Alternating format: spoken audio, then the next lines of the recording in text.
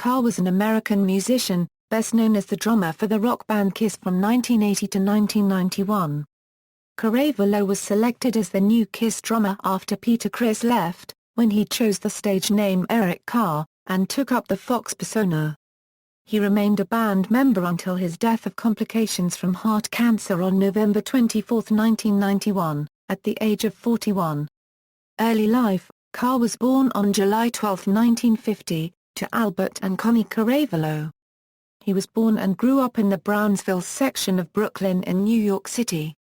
Because his father worked most of the time, Carr didn't see that much of him, and never went to a baseball game or that kind of stuff with his father. He spent a lot of time alone in his room, playing with toy soldiers and toy monsters. Caravello attended the High School of Art and Design.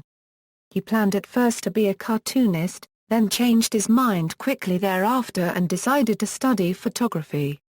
According to him, he ended up wasting absolutely every day of high school. "I got no work done, did nothing to further my career, wasted time, and wound up getting drunk in the dark room with my friends all the time. We never got caught because we could see through the one-way glass whenever a teacher would come. It wasn't like I was getting drunk every day, you know. Half a cup of vodka in those days was enough to get you drunk." However, he has described himself as overall a real good kid. "I didn't do anything to make trouble." Caravello was one of only 2 students in his high school who had long hair, mostly due to his love of the Beatles. He recalled that "I used to dippity-do my hair down, to make it stay flat. I used to have a Beatles haircut, but my hair's curly, so I couldn't get it to lay flat like the Beatles. So I'd get the stuff dippity-do, drench my hair with it, and I'd take a piece of my mum's nylon stocking, tie a knot in one end, and pull it over my head like a burglar. I was sleeping like that for probably 2 years with that on my head every night." Caravello graduated high school in 1968. At around that time, riots started to occur in New York City, followed by white flight that started to make his neighborhood more predominantly African American. Caravello stated that this was not a real concern to him, "Because I never had any problems with anybody, I had black friends, and I never grew up thinking in those kinds of terms." Early career: while still in high school, Caravello began playing with a string of bands mostly performing covers of top 40 songs. As he described it later, top 40 in those days was everything a Eurofunk, ballads, rock, country, and everything. It was a great time for radio. His first band, the Salaman, was formed in 1965 by him and several of his friends. They started playing local clubs in Brooklyn and Queens. Only a handful of recordings were released on the Jody Records label, a small Brooklyn recording studio. Caravello then joined a band called Things That Go Bump in the Night, and later Smack, the latter of which consisted mostly of members from the Salaman, who disbanded in 1968. In 1970, Caravello joined the band Salt and Pepper, which started as a cover band playing music from multiple genres. The band was named that because half of the members were black and half were white. In 1973 the band changed their name to Creation, now performing disco music. Tragedy struck in 1974 when a fire broke out during a Discover K gig at Gulliver's Restaurant in Port Chester, New York, killing dozens of people including the band's keyboardist and lead singer. Caravello escaped and was credited with saving another person, one of the band's female singers. It was determined that the fire had been started by a thief in an adjacent building hoping to cover his tracks. The band continued on, sometimes under the name, Bionic Boogie. They held a benefit to replace their ruined equipment. Carr would go on with the band until 1979. They enjoyed some success, performing as an opening act for established names such as Stevie Wonder and Nina Simone. The band broke up in late 1979. He later described the band as like my family basically for 9 years. In December 1979, Caravello successfully auditioned for a 4-piece rock and roll cover band called Flasher. After 3 weeks of rehearsals, they started playing at clubs. At this point he had become discouraged about his musical future after so many years trying to make it without a break, and considered settling down with a non-musical career. We were making real money, euro something like $10, $7 a night, whatever it was. Really, really terrible. Just by contrast, I used to make $15 a night when I was like 16 years old, and here I am almost 30 years old, and I'm making like $7 a night. So I wasn't doing better, obviously euro I was going in reverse, you know. I was during the day to keep my car going, because I had a 1973 Dodge Colt that used to break down, oil used to shoot out. Just regular gas stoves that people use in their house. And that was horrendous, that was pretty hair-raising. Caravello was also working for his father as an oven repair man for Jamaica Stove in Brooklyn. Flasher played the club circuit in New York City and Long Island for several months, before their keyboard player, Paul Charles, quit. They then continued as a power trio, with the three sharing vocal duties. He played songs by Joe Jackson, Van Halen, Led Zeppelin and Jimi Hendrix, among others. Bookings diminished, and Caravello handed in his resignation in May 1980. At that point, he considered quitting music, having reached the age of 30 without any real success. Shortly afterwards, he had a chance meeting with Chirino in a club in Queens. Chirino told Caravello about Peter Criss' departure from Kiss, and urged Caravello to audition to become Kiss drummer. Kiss audition: Caravello applied for Kiss, submitting a cassette tape of Kiss' current single Shandy, but with his vocals over the music instead of Paul Stanley's vocals. It sounded great. He enthused years later. The application was put into a bright orange folder to make it stand out visually. Jane Grodd, a Kiss staffer, told him later she had noticed the brightly colored envelope and so picked it to be one reviewed from the pile. While sitting outside the actual room used for the audition, Caravello watched the three members of Kiss Ace Frehley, Gene Simmons, and Paul Stanley walk by to enter the room. He was one of the few people outside of the band's circle of friends, family, and music business partners, to see Kiss without makeup. Paul, I knew right away, he told a fanzine in 1990. The others I wasn't sure about. Caravello was the last drummer to audition for the band and actually asked Stanley, Simmons and Frehley to autograph the list of Kiss songs he was to play with the band, in case he never saw them again. But I knew I had it, he told a fanzine in 1990. According to Caravello, his audition was videotaped. He was also immediately comfortable, feeling the songs he had to play were a snap. He knew the arrangements better than the band did, from learning the recorded versions of Kiss albums. They had been on tour, and changed little things around, he said. He wasn't impressed with Kiss' performance at the audition. They were awful. He emphasized, I had to remind them, no, I sing this harmony, you sing that one, stuff like that. It was great.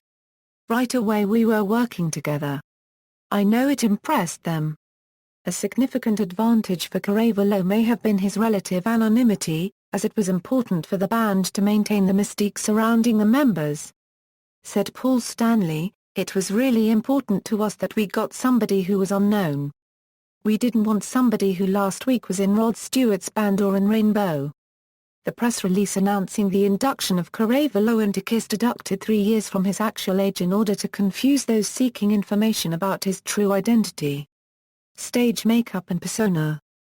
After Caravello passed the audition, time was short but the band had some trouble coming up with a character persona and a stage name for him before his debut concert.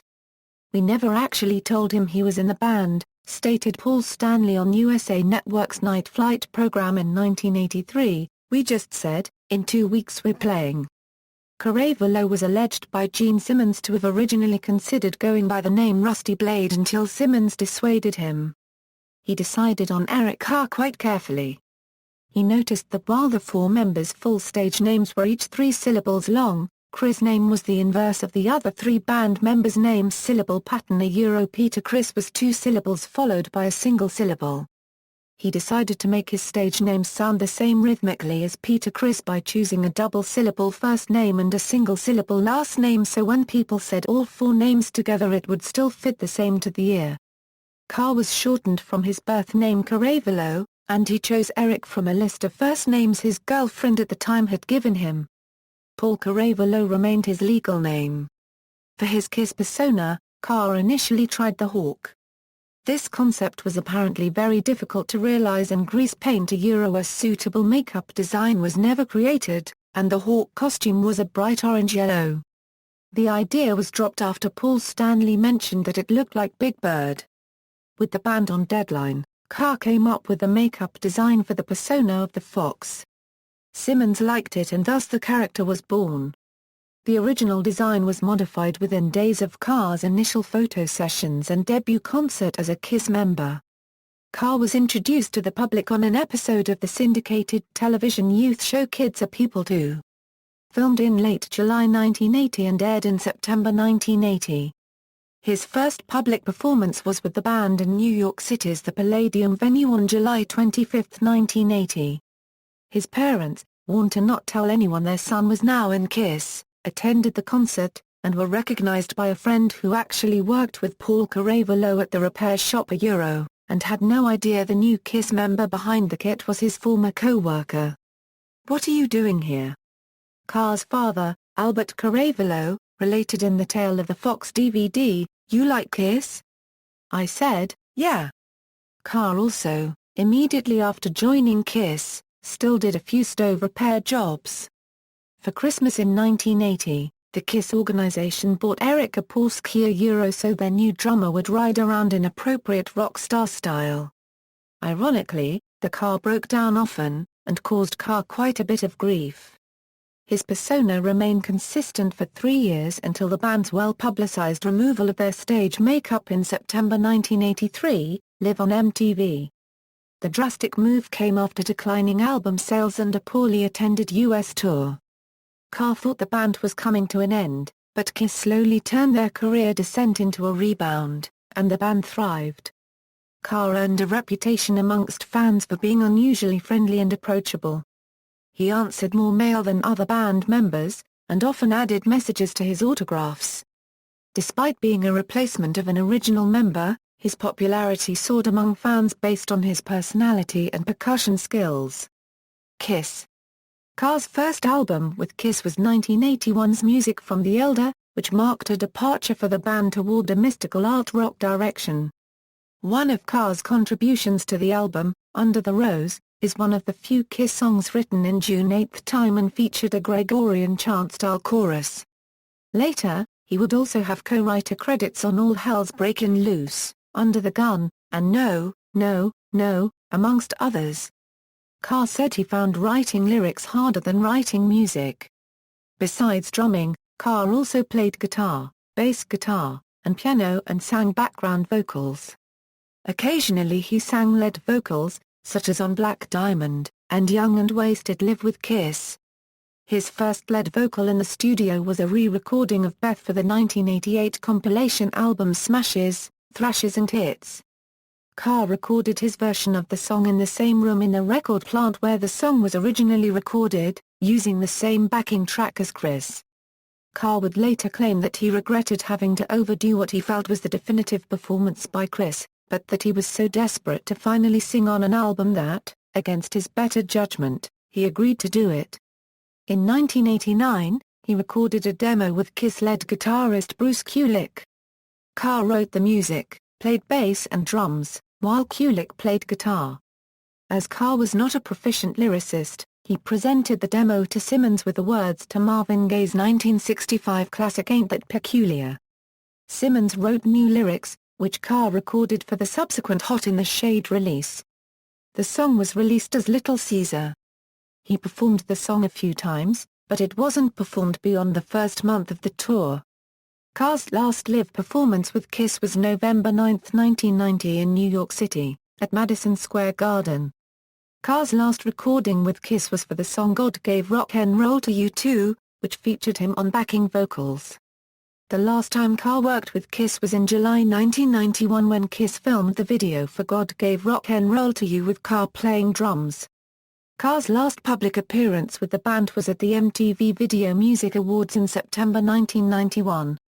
Influences and style. Carr was a powerful hard-hitting drummer and one of the first drummers to adopt the classic 1980s snare drum sound, a highly reverberated and low-tuned sound.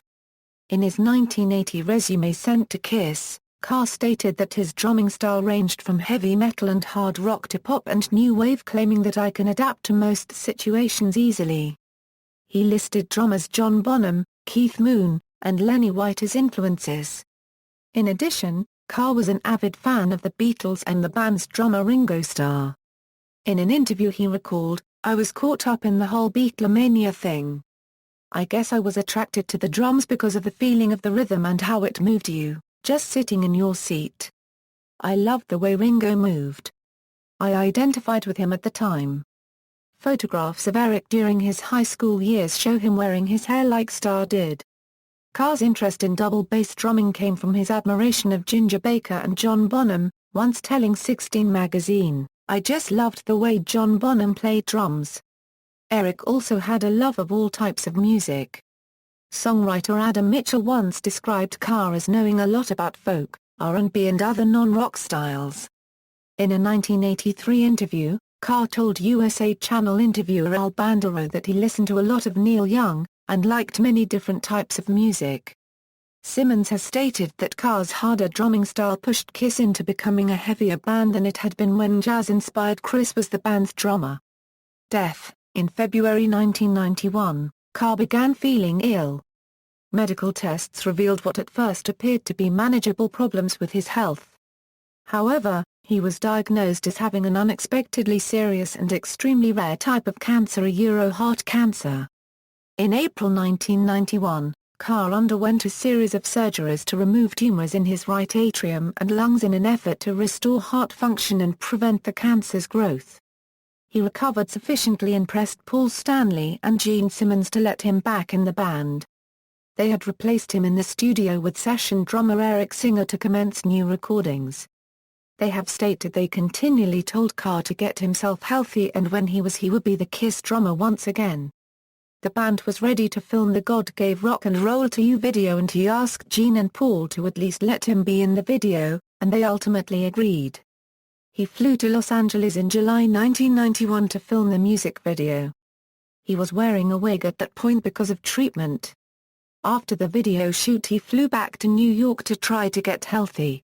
His health had deteriorated to the point where he was unable to play drums for the recording session for Revenge, the band's next studio album, and Eric Singer was brought in to record the album. After filming the video, Paul Stanley, Gene Simmons, and Bruce Kulick told him to go home and get well. After aggressive treatment, the cancer went into remission and Carr's health appeared to improve. Carr's last public appearance with Kiss was at the MTV Video Music Awards in September 1991. Not long afterwards, he suffered an aneurysm and was rushed to the hospital. Several days later, he suffered a brain hemorrhage and never regained consciousness. On November 24, 1991, Carr died at the age of 41. Coincidentally, he died on the same day as Freddie Mercury, the lead singer of British rock group, Queen. Eric had also been in a nearly 4-year relationship with future model actress Carrie Stevens at the time of his death. In keeping with Carr's accessibility to his fans, his family decided to open his funeral service to the public while reserving the interment as a private event. Carr is interred in Cedar Hill Cemetery in the town of Newburgh, New York. Rockology and Rockheads, former Kiss guitarist Bruce Kulick, along with Carr's family, released Carr's first and only solo album in 1999, titled Rockology, which featured many demos that Kulick and Carr worked on together. The CD features several songs with Carr on lead vocals as well as on bass guitar, along with Kulick on guitars and Mitchell assisting Carr with many of the background vocals. This album includes Somebody's Waiting, and Tiara, a song that he originally wrote for his planned children's cartoon show called Rockheads, a rock band parody featuring 4 characters with different characteristics and personalities. Tributes. As a tribute, the group's 1992 release Revenge featured what is said to be the only drum solo Carr ever recorded with the band, entitled Carr Jam 1981, a jam session recorded for the Music from the Elder sessions. Much of the soloing was seasoned during Kiss' 1980 Unmasked tour of Europe and Australia, and put down during the Elder sessions. Carr had for years been trying to get his hands on a copy of the solo for his personal collection, but his request was always rebuffed by Bob Ezrin with the excuse that he did not know where the masters for the session were. After Carr's death, the solo surfaced as Carr Jam 1981. The Revenge album was dedicated to Carr. He was also paid homage on the Kiss My Ass and Kissology 2 videos. However, the band declined a tribute concert that was requested by a circle of fans the year after his death. Simmons stated, "We didn't want to do a tribute concert. We are dedicating the album to his name, but no concerts in his name. It's not our style." A further tribute was produced in 1992 called Eric Carr, the Memorial Tribute. It was first broadcast live on 88.1 Fathoms/WCWP, where Carr had been interviewed 3 years earlier while doing press for the Hot in the Shade album. Running for approximately 3 hours, the tribute featured a rebroadcast of the interview, interspersed with biographical information and details of Carr's extracurricular projects, along with all the officially released songs Carr had written or co-written. Though broadcast just once, Eric Carr, the Memorial Tribute was released several years later as a 2-tape box set, designed to resemble the Kiss solo albums. It featured a newly commissioned painting of Carr in his Fox makeup, patterned after the rarely seen original by Eraldo Caragatti. On numerous solo tours since Carr's death, Frehley would play Breakout, and dedicate it to Carr, who Frehley hopes is checking out the show up there. Frehley also dedicated his 2009 solo album Anomaly to Carr. There is a hidden Easter egg in the 2007 Kissology 2 DVD collection showing a family videotape made of Carr, on his hospital bed, speaking into the camera thanking his fans for their cards, letters, and concern about his health. Dressed in white, Carr then exits the bed, and begins walking away only to return and moon the camera in rock and roll style. On March 21, 2011, a book that explored Carr's entire life and musical career was released, titled The Eric Carr Story. On August 13, 2011, to commemorate the 20th anniversary of Carr's death, a tribute concert was held in Atlanta, Georgia called Night of the Fox, the Eric Carr Tribute Concert. The main act, going under the name Little Caesar, played a 90-minute set of songs related to Eric Carr. Made up mostly Kiss songs from Carr's time in the band, the show also featured a song from Rockology plus songs written or co-written by Carr but recorded by other artists, such as Don't Leave Me Lonely, a song recorded by Bryan Adams which was written by Eric for inclusion on Creatures of the Night album, but was rejected. Also, a tribute album featuring never-released songs and interviews called Unfinished Business was released by his family. The album featured members and former members of Kiss, Twisted Sister, Seether, ZO2, Europe. The album was released on November 8, 2011. Accolades: 15 years to the day of Carr's Kiss debut, he was posthumously inducted into the Rock Walk Hall of Fame at Guitar Center in Hollywood. Carr's parents, Albert and Connie Caravello, accepted a plaque in Carr's honor. Former Kiss guitarist Ace Frehley was inducted in the Rock Walk during the same ceremony. Frehley's handprint was not added to the Kiss display. Carr's acknowledgement was a bronze plaque with his name, autograph and a separate icon of the Fox makeup he wore. Both were added to the Kiss display. In July 2005, Carr was voted the 10th best drummer of all time by Planet Radio Rock. No other member of Kiss was given the distinction of making the top 10 in the categories of vocalist, bassist or guitarist. Carr was one of only 2 American drummers to make the list, with all others being either British or Canadian. Discography: with Kiss, 1981, Music from the Elder, 1982, Killers, a Euro compilation album featuring 4 newly recorded tracks, 1982, Creatures of the Night, 1983, Lick It Up, 1984, Animalize, 1985, Asylum, 1987, Crazy Nights, 1988, Chikara, 1988, Smashes, Thrashes and Hits, a Euro compilation album featuring 2 newly recorded tracks, vocals on Beth Remake, Drum Overdues, 1989, Hot in the Shade, 1992, Revenge backing vocals on God Gave Rock 'N' Roll to You 2, drums. On Card Jam 1981, 1996, You Wanted the Best, You Got the Best. A drums on New York Groove, 2001, The Box Set, 2002, The Very Best of Kiss, 2004, The Best of Kiss, Volume 2, The Millennium Collection, 2005, Gold, Kiss Video Albums, 1985, Animalize Live Uncensored, 1987, Exposed, 1988, Crazy Nights, 1994, Kiss My Ass, The Video, 2007, Kissology Volume 2, 1978 to 1991, Solo, 1999, Rockology, 2011, Unfinished Business, Other Albums, 1979, Lightning backing vocals and drums on all tracks, 1983, Bryan Adams co-wrote Don't Leave Me Lonely, 1984, Wendy O. Williams co-wrote Ain't None of Your Business, drums on Legends Never Die, 1987, Fraley's Comet co-wrote Breakout, 1998, Garber Talks drums on Game of Love, 2000, various artists drums on Your Turn to Cry, 2008, Faith Circus co-wrote Can You Feel It, unreleased recordings. Carr's family announced in 2006 that they would release material written and recorded by Carr between 1980 and 1991, including the following songs: Elephant Man, Dial L for Love, Midnight Stranger, Tiara, The Troubles Inside You. Though stated by Carr's family that the recordings would be released in 2006, they remain unreleased as of 2011. Some of the songs were released on the 2011 album, Unfinished Business. References. External links. The official Eric Carr website, introducing the Rockheads, Eric Carr at Find a Grave, Eric Carr Photo Gallery and Information Center.